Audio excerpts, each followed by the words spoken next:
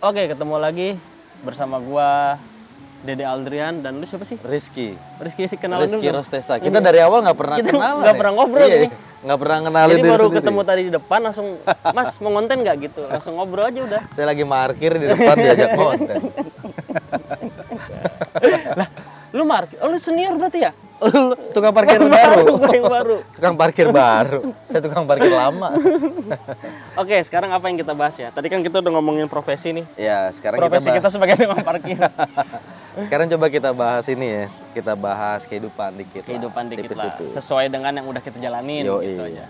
Nah, menurut lo kan banyak nih berseliweran nih di Timeline lah. timeline, Threads, Twitter, X ya, apapun itu.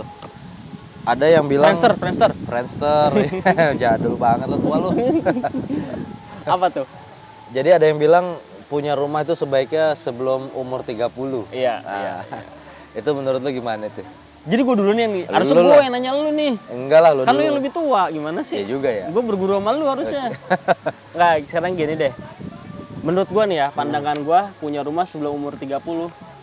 Selama lu ada duitnya sih bagus. Iya.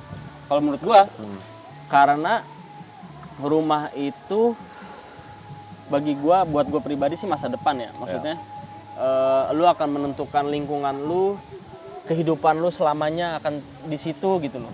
Bersama pasangan lu, anak lu. Ya itu tadi, kalau misalkan lu memang udah ada dananya, terus mau berniat punya rumah atau bisa punya rumah sebelum umur 30, ya itu bagus sih menurut gua. Dibandingkan, bukan berarti yang lain gak penting ya, tapi dibandingkan lu apa ya, beli yang lain lah kasarnya gitu. Contoh misalkan daripada lu punya duit sekian ratus juta, daripada lu beli mobil yang harganya sekian ratus juta tapi lu bisa dapat rumah, ternyata kalau menurut gue mendingan rumah dulu menurut gua. Tapi ya itu kan berbeda, tiap orang beda-beda ya. Beda sih. Perspektifnya. Preferensinya Ya. beda-beda. Kalau gue pribadi, karena bokap gue itu dari dulu selalu mendoktrin gue itu rumah itu utama gitu. Rumah itu utama. Jadi setiap kalau lu punya duit bisa beli rumah secepatnya, ya lu beli gitu. Iya.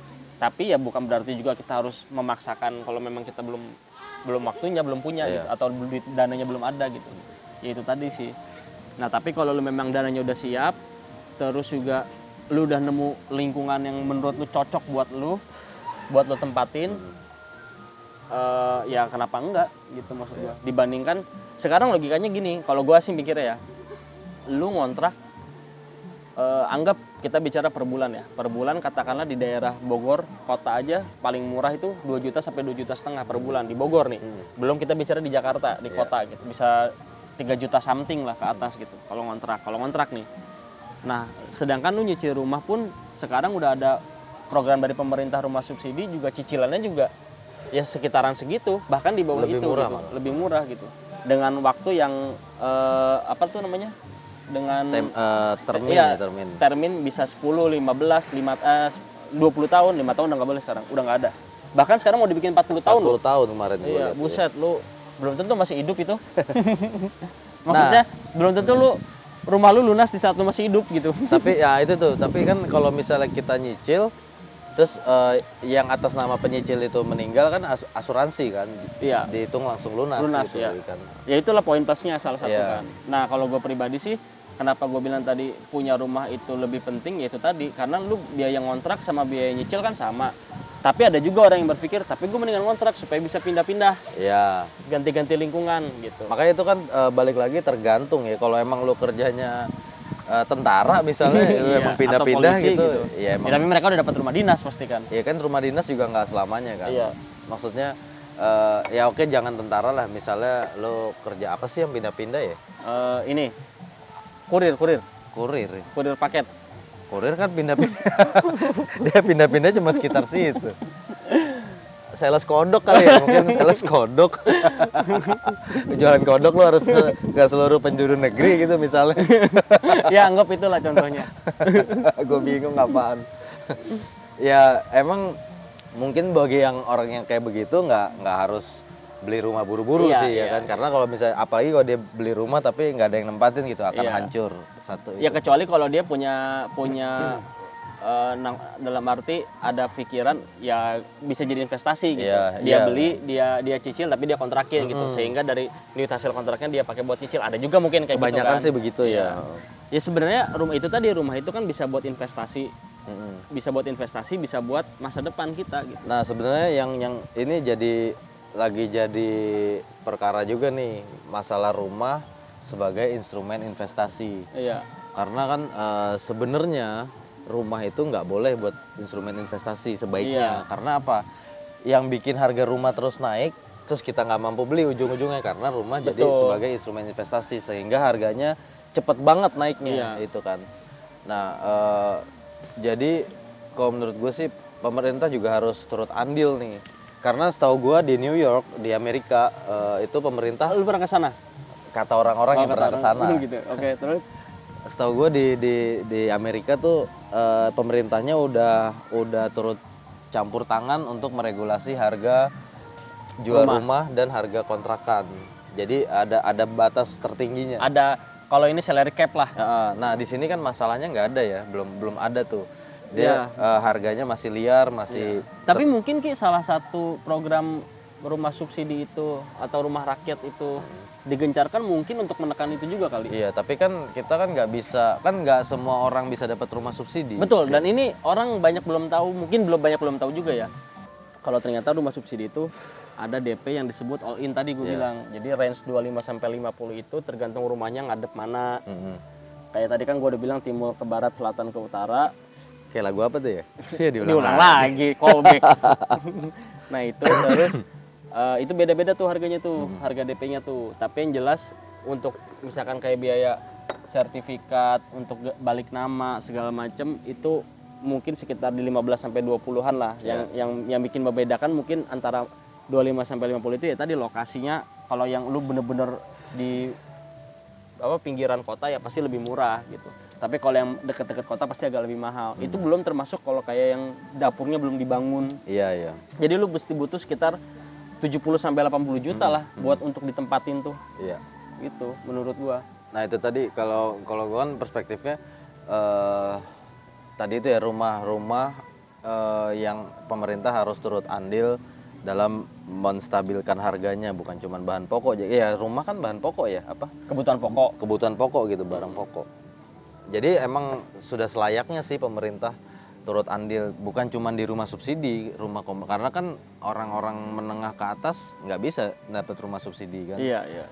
Nah banyak soalnya kaum menengah ke atas tuh yang keluhannya dia bingung, rumah subsidi dia nggak bisa dapet, rumah komersil nggak sanggup belinya karena kemahalan gitu. Nah itu kan makanya sering dibilang kaum menengah ini kaum yang paling tertindas sebenarnya. Dapat bantuan kagak, kaya banget juga kagak. Jadi bingung. Nah itu dia harus di. Kalau lu kan kaya banget lah ya. Kaya banget sih gue sih, setara Donald Trump. Minumnya kopi begini.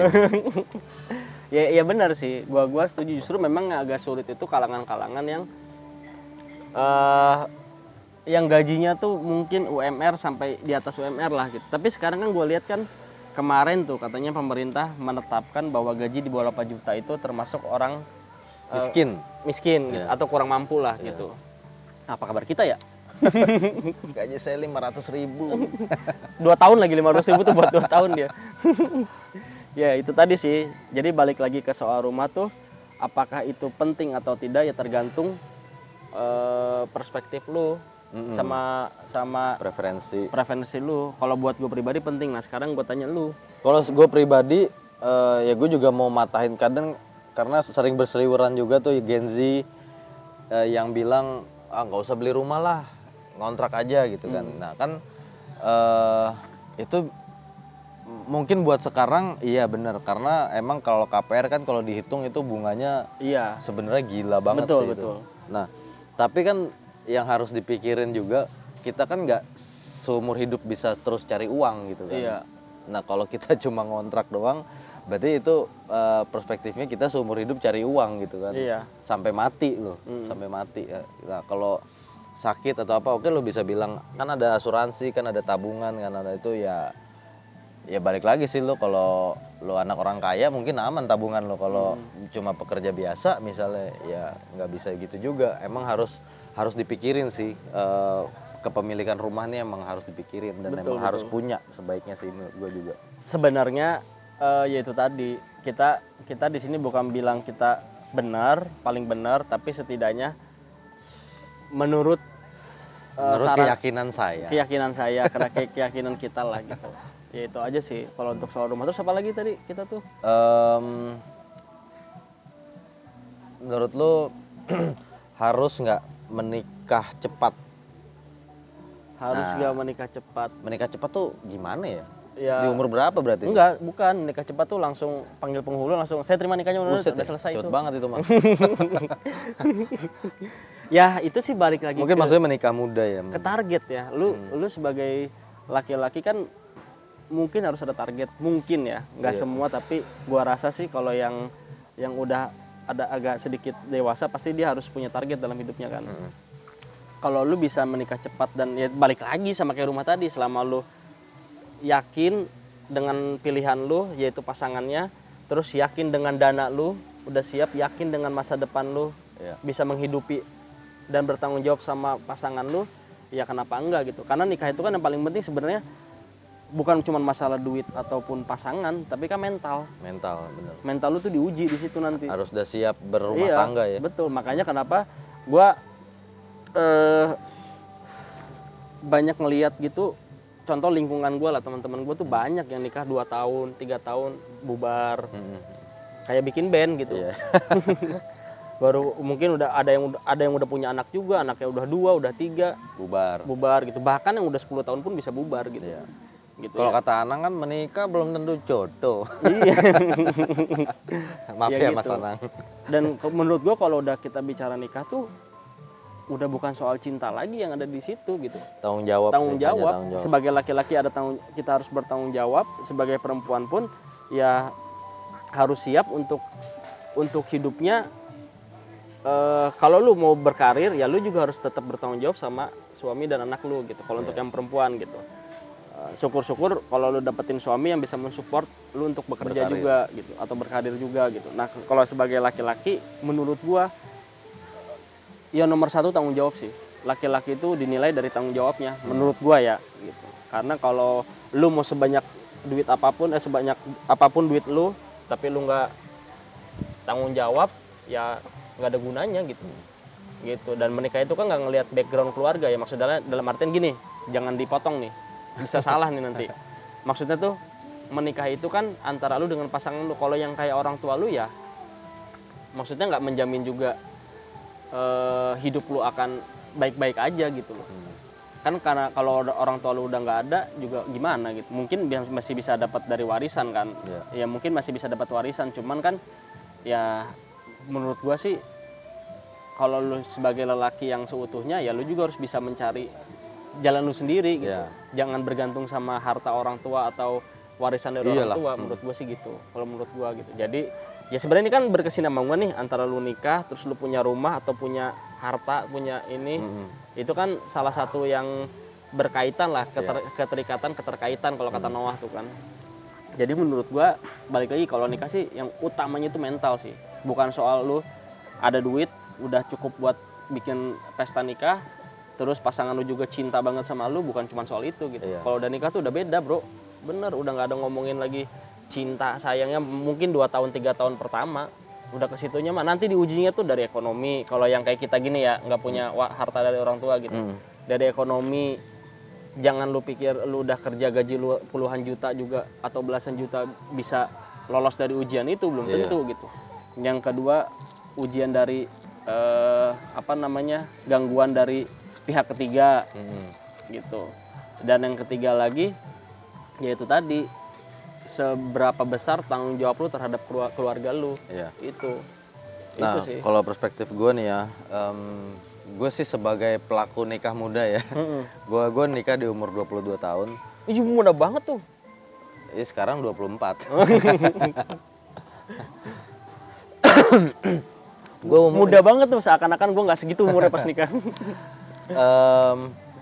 Jadi menurut gue sih kalau emang lu masih punya banyak kemauan yang kira-kira itu cuman bisa lu capai dengan lu sendiri, ya sebaiknya lu jangan nikah dulu. menurut gua gitu. Iya.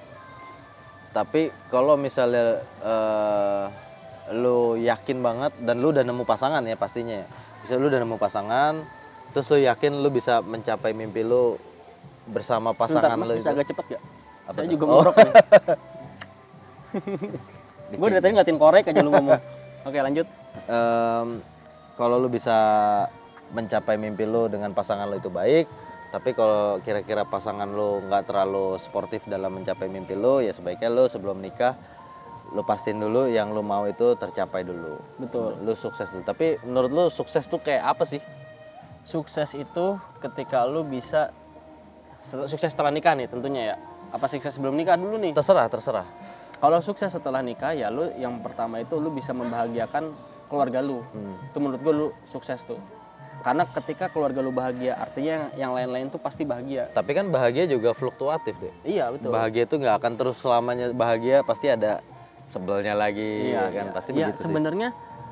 Sebenarnya parameternya dulu, parameternya apa Ya, gitu. iya itu dia. Karena kan sukses itu parameter orang beda-beda. Ada yang orang bisa berpenghasilan 3 juta yang tadinya dari 1 juta dia ngerasa udah sukses. Ada juga yang begitu. Ada yang ngerasa dari sisi penghasilan ya. Iya. Ada yang sukses ngerasa sukses dengan penghasilan di atas 10 juta yang tadinya di bawah 10 juta ngerasa dia udah sukses juga ada gitu. Nah, makanya parameternya dulu apa? Kalau parameternya gua nih, bagi gua tuh ketika orang di rumah atau keluarga gua happy, bahagia atas apa yang udah gua lakukan terhadap mereka, yaitu tanggung jawab gua, hasil kerja keras gua, mereka bisa menikmati. Contoh, kita bisa dapetin rumah, bisa dapetin kebutuhan yang apa yang dibutuhin gitu. Ya bagi gue sih udah sukses sih bagi gue ya. Iya. Cuman ya itu tadi, namanya sukses itu kan kata lu tadi fluktuatif. Kadang lu udah merasa sukses di sini, ternyata ada lagi nih yang harus lu tuju. Iya. Iya kan, harus ada lagi yang lu capai gitu. Ya lu harus melangkah lagi gitu. Jadi ya gue bilang sih namanya sukses sih nggak akan ada habisnya. Lu Setuju. kapan ngerasa sukses tuh nggak akan ada habisnya. Setuju. Gitu.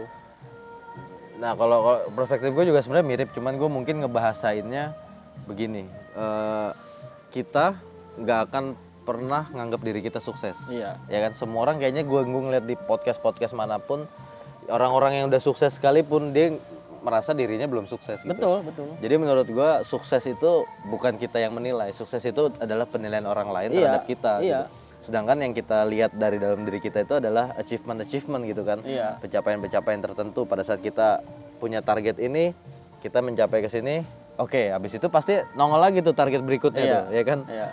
Nah, mungkin orang lihat kita udah di sini, sukses nih, Iya. gitu kan. Padahal kita sebenarnya ngerasa enggak, gue pengen ke sini kok gitu. Sebenarnya tergantung kita menargetkan suksesnya itu di mana. Balik lagi ke situ. Kayak kita nih contoh, kita mulai bikin konten ini kan mungkin penontonnya masih kecil. Iya. Tapi ketika penontonnya udah, jangan jutaan dulu deh, udah sekali kita Puluhan upload, juta lah.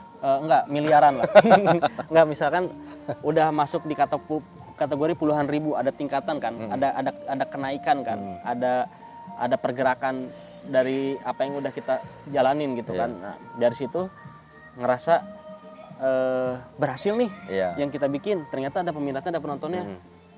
Kita targetin lagi dari puluhan ribu menjadi ratusan ribu. Iya.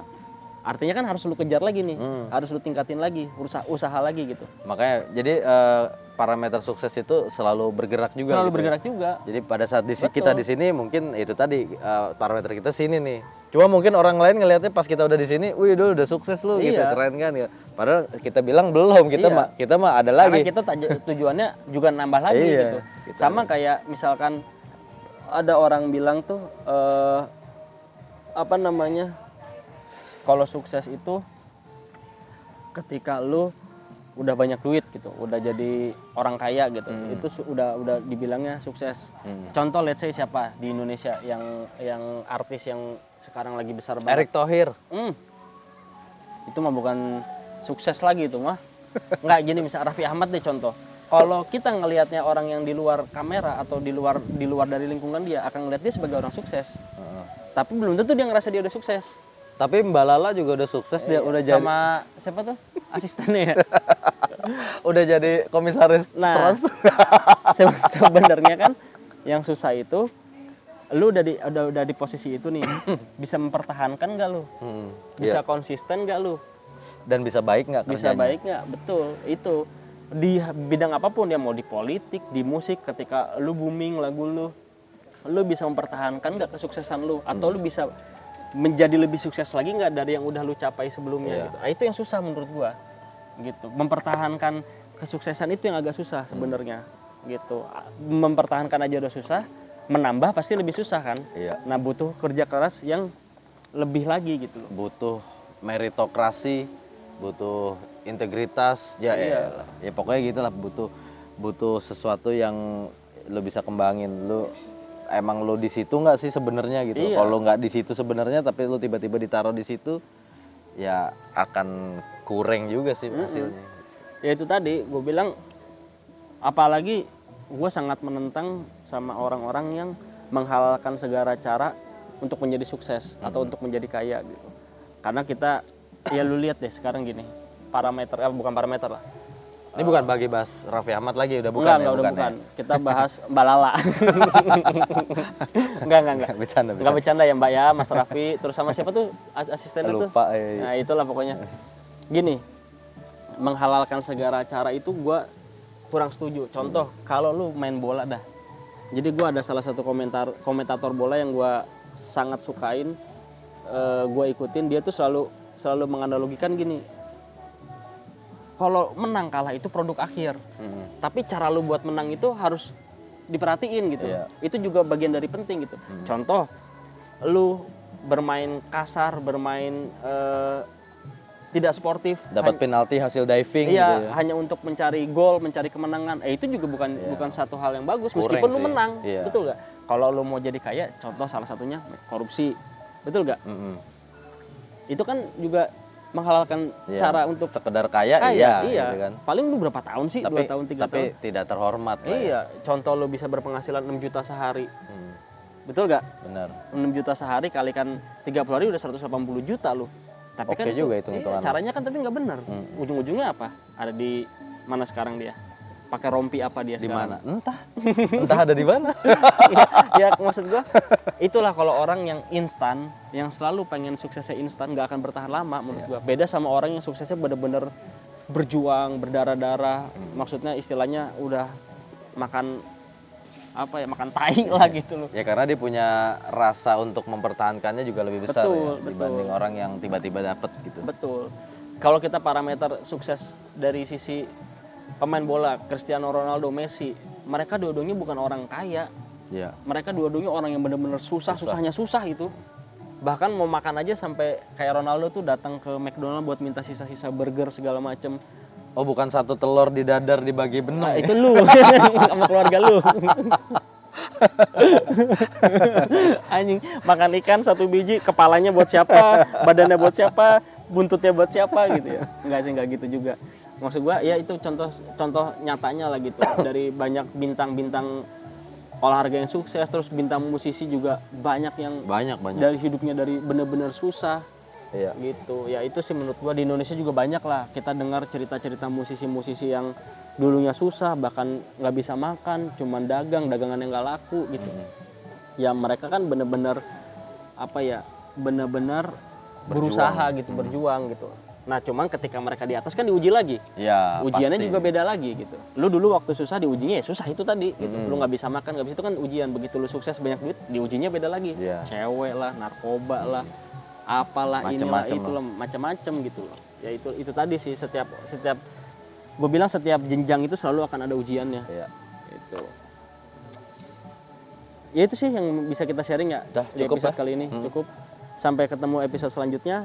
Nanti kalian tulis aja di kolom komentar kita mau bahas apa ya. Bahas apa lagi? Ya kita sih berasa sok pinter aja. Iya. Itu mah kita ya cuma orang awam yang ngeluarin perspektif kita aja. Iya betul. Ya bukan ahli apa-apa. Kita pokoknya intinya nggak cuma bahas musik, kita bahas apapun lah yang pengen kalian bahas. Bahkan kita bisa bahas LC. Anjing jangan dong. Bahkan kita bisa bahas naga. Kalau kata Ari Kriting, lu percaya naga apa enggak? Kita bisa bahas mitologi lah. Boleh, itu boleh tuh. Horoskop kayak apa kayak gitu ya. Nanti komen aja di kolom komentar ya. See you next content guys. See you. Bye. Thank you.